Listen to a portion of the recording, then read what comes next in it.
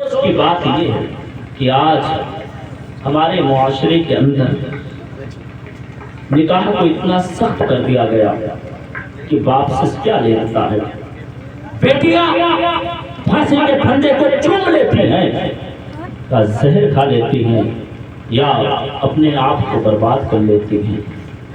اے میرے پیاروں، اس لیے نکاح کو بہت آسان کر لو، غریب کی بیٹی لاؤ، امیر کی نہیں، کیونکہ میرے پیاروں غریبی دنیا دار سے نہیں بلکہ آمنہ کے لال کی وجہ سے چلی ہے۔ اس لیے شاعر نے کہا تھا، غریبوں کو حکارت سے نہ دیکھو اے امیروں تم، غریبوں کو حکارت سے نہ دیکھو اے امیروں تم، غریبوں کو حکارت سے نہ دیکھو اے امیروں تم، غریبی ہم نے پائی ہے رسول اللہ کے گھر سے، غریبی ہم نے پائی ہے۔ اس لیے میرے پیاروں، آپ غریبوں کی بیٹیوں کو اپنے گھر کے اندر لایا کریں اور محبت سے رکھا کریں۔ اے میرے پیاروں، شادی بیاہ کا ماحول چل رہا ہے اور بہت خوشی کی بات ہے، افسوس کی بات بھی ہے۔ اللہ تعالیٰ نے کئی لوگوں کو ہدایت دے دیا جو اب برے کاموں سے باز آ گئے، لیکن کچھ لوگ ابھی گمراہیت کے راستے پر کھڑے ہیں۔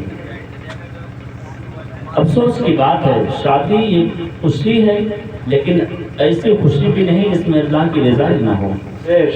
ایسی شادی کرنے سے کیا فائدہ ہے؟ دنیا کو راضی کرنا ہے، رب کائنات کو راضی کرنا ہے۔ ہاں، لوگ دنیا کو دکھانے کے لیے، اپنا نام بلند کرنے کے لیے ایسے ایسے کام انجام دیتے ہیں کہ واقعی دیکھنے کے بعد میں کلیجہ ہل جاتا ہے۔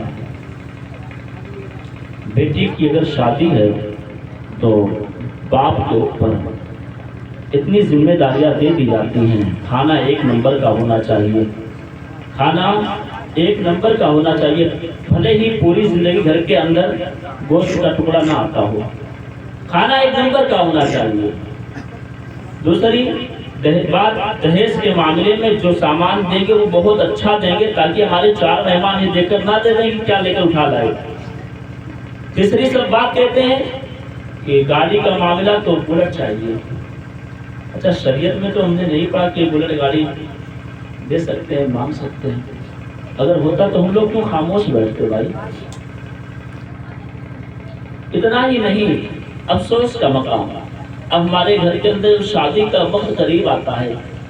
جوانوں، اگر مصطفیٰ سے عشق کرتے ہو، واقعی اگر مصطفیٰ کے عاشق ہو تو یہ جملہ آج دل کی تختی پر نوٹ کر لینا، اگر اس گناہوں میں ڈوبے رہو گے یا ایسے گناہ کرو گے تو یاد رکھنا یہ دنیا ہے، 4 دن کا مزہ ہے، پھر اس کے بعد میں موت آتی ہے۔ موت آنی ہے، دنیا کے اندر نہیں رہنا۔ آپ بیٹھو محفل میں، آج یہ رات عبادت کی ہو گئی لیکن آج کے بعد جو رات آئے گی پھر وہ چلی جائے گی۔ اسی طرح سے انسان کا وقت ٹائم گھٹتا ہے، اسی طرح زندگی کم ہوتی ہے۔ ایک دن آتا ہے کہ انسان تک لوگوں کو کاندھے پر سوار کر کے قبرستان پہنچاتا تھا، آج لوگ اسے سوار کر کے قبرستان کے حوالے کر رہے ہیں۔ پھر کیا ہوا؟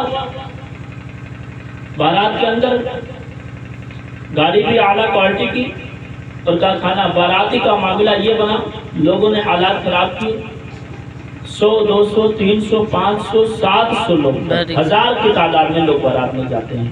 ایک سوال پوچھنا میں چاہتا ہوں یہ پر کہ بتائیے 1000 کی تعداد میں بارات آپ جاتے ہیں، کیا مقصد ہے آپ کا؟ دنیا کو دکھانے کی ہم اتنے پاور ہیں؟ ارے تیرا پاور کیا معراج کے دلہا سے زیادہ بڑا ہے؟ تیرا پاور کیا حسنین کریمین کے نانا جان سے زیادہ بڑا ہے؟ نہیں۔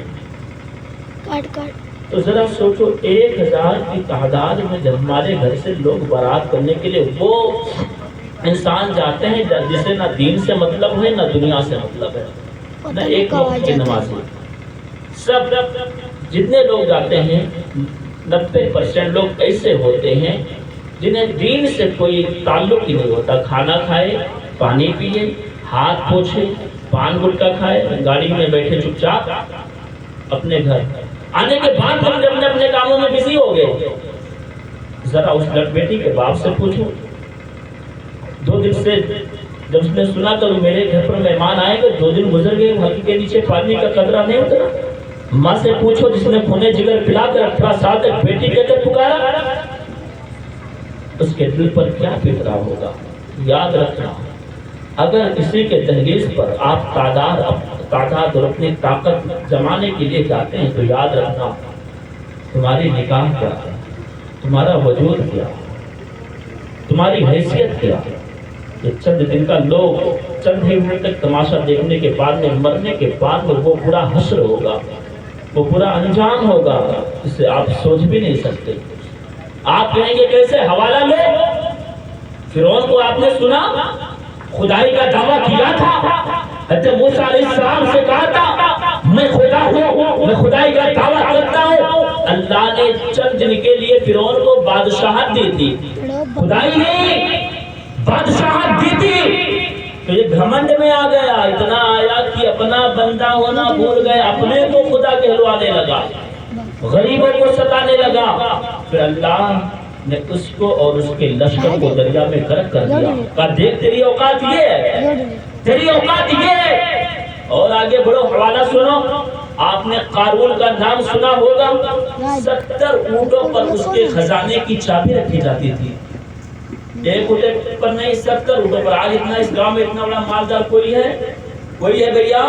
کوئی نہیں ہے۔ 70 اونٹوں پر اس کے خزانے کی چابی لادی جاتی تھی، اتنا خزانہ تھا۔ یہ فقیر تھا، کنگال تھا، غریب تھا، مسکین تھا، یتیم تھا، کپڑا نہیں تھا جس پر بیٹھا رو رہا تھا۔ پیغمبر اسلام حضرت موسیٰ علیہ السلام کا گزر ہوا، آپ نے دیکھا کہ رو رہا ہے، ترس آ گیا، کہا کیوں رو رہا ہے؟ کہا کیا کروں، غریبی نہیں ختم ہو رہی ہے، غریب ہوں، کنگال ہوں، مسکین ہوتا جا رہا ہوں۔